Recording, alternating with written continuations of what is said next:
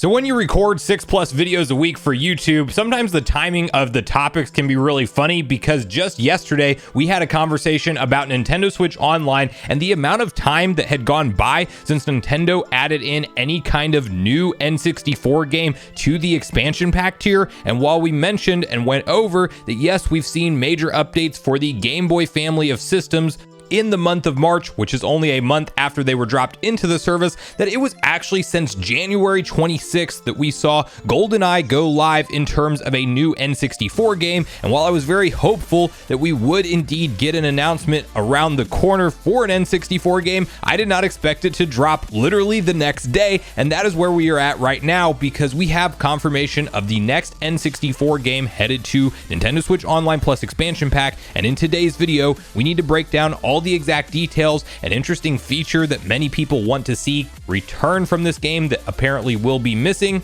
and a broader conversation of what, if anything, this means when it comes to our expectations for the frequency of N64 games being added into Nintendo Switch Online Plus expansion pack going forward. What's up, Nation? If it's your first time on the channel, make sure you join Sunbro Nation by subscribing below, hit the like button on this video if you enjoy it today, and make sure you turn on your bell notification icon so you're kept up to date with all the newest gaming news. And as I mentioned, guys, today we are once again discussing Nintendo Switch Online because, to my surprise, we got the latest announcement for a brand new N64 game that will be hitting the service, and this is a fan favorite and one that many were hoping would come soon. And while we have had this long delay since GoldenEye launched in the service at the end of January, we are at least coming back with a very hyped title and one that I have a ton of nostalgia for, and that is of course none other than Pokemon Stadium from the N64. Now, this game is a ton of fun, especially if you grew up with it. You probably have some pretty heavy nostalgia for it, because seeing your Pokemon rendered in 3D on the N64 back in the day was truly incredible, because when you're used to playing it on a handheld Game Boy console at that point in time, it was a massive leap forward in graphics when you saw them moving around with their 3D rendering. And one big feature that fans were hoping to return to this game has been reiterated, that it won't be included this time around. Could they patch it in the future? Potentially, if we see the base level Pokemon games added into the Game Boy family of systems. But right now it appears that the transfer pack feature will not be supported, meaning you can't import any Pokemon from the hypothetical releases that we haven't seen Nintendo confirm yet. But we would assume that hopefully one day we'll get games like Pokemon Red, Blue, Yellow, not to mention Gold and Silver, Sapphire, Ruby. Like, if they could throw in all of the original Pokemon games to the Game Boy family of systems, it would immediately skyrocket the value in terms of the overall cost of this service. But I do think that for the foreseeable future, those games won't be in there just because they're not on their roadmap today. And we talked about in yesterday's video how the slow drip feed of updates is likely what Nintendo will stick to with this service, because I think they have a long-term plan to roll it forward into the true next generation hardware. And you can see the confirmation and the reiteration of them not supporting the transfer pack feature in their YouTube description of the video, where it says,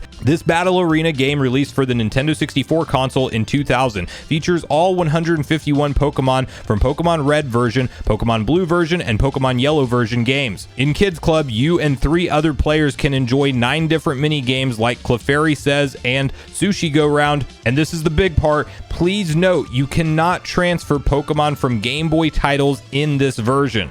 So there was a lot of back and forth with that feature online, because at one point in time in a Japanese Nintendo Switch Online trailer, the little text that said transfer pack feature not supported was removed from the trailer. So some people were expecting that thing to come back, but then in the North American region, latest expansion pack trailer that they had, the text was back. So many, myself included, kind of landed on the fact that we probably wouldn't see this feature supported, at least at launch. It's not off the table that this could be added in the future when we do see Pokemon games ultimately added into the service, and I'm hopeful we do. We have to, right? They were a part of the virtual console on the 3DS and DS and whatnot, but we don't really know for sure that Nintendo will go out of their way to add these classic Pokemon games in there, but I hope that they do one day. And if you look at big licensed games like GoldenEye, Banjo-Kazooie, and Nintendo working with Microsoft to get those titles onto the service, I would think that they could pull some strings with the Pokemon company to actually make sure that those do come over in the the future as well, and I'm definitely expecting them to. But for me personally, Pokemon Stadium, while I did enjoy the battle system and being able to battle with Pokemon directly, I actually had a ton of fun in the mini games. So I can't wait to get some friends together again and go through the 4-player. I'm sure it'll have online multiplayer as all N64 titles do. They get added into NSO, but I'm really pumped personally to hop through some of the local multiplayer games again and have some fun with those. I think you could have hours and hours of enjoyment